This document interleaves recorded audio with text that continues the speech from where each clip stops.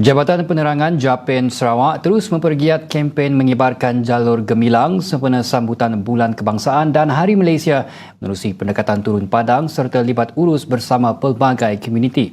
Pengarah Japen Sarawak Sabri Said berkata usaha itu bertujuan meningkatkan kesedaran masyarakat mengenai kepentingan mengibarkan jalur gemilang sebagai simbol semangat patriotisme dan kecintaan terhadap negara.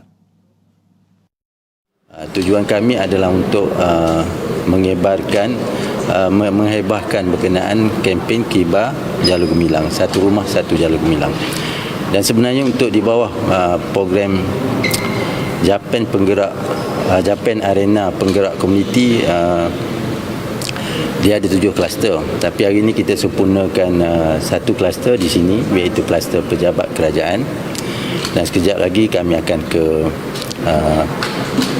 jumpa dengan pihak PDRM, itu di bawah kluster keselamatan, dan juga AKPS di airport, Kuching Airport, dan selepas yang terakhir adalah di Nomah Medical Center. Beliau ditemui pada sesi penyerahan kit satu rumah satu jalur gemilang 1R1JG kepada Setiausaha Persekutuan Sarawak Datuk Ahmad Nazri Muhammad Hassan di bangunan Sultan Iskandar di Kuching pada Rabu. Menurut Sabri, kempen berkenaan dilaksanakan menerusi program Japan Arena Penggerak Komuniti yang merangkumi 7 kluster dengan kluster pejabat kerajaan disempurnakan menerusi program itu. Katanya Japan turut melaksanakan pendekatan sama menerusi kluster keselamatan bersama Polis Diraja Malaysia PDRM di lapangan terbang antarabangsa Kuching bersama Agensi Kawalan dan Perlindungan Sempadan Malaysia AKPS serta Malaysia Airports Holdings Berhad MAHB selain kluster kesihatan di Normah Medical Specialist Centre.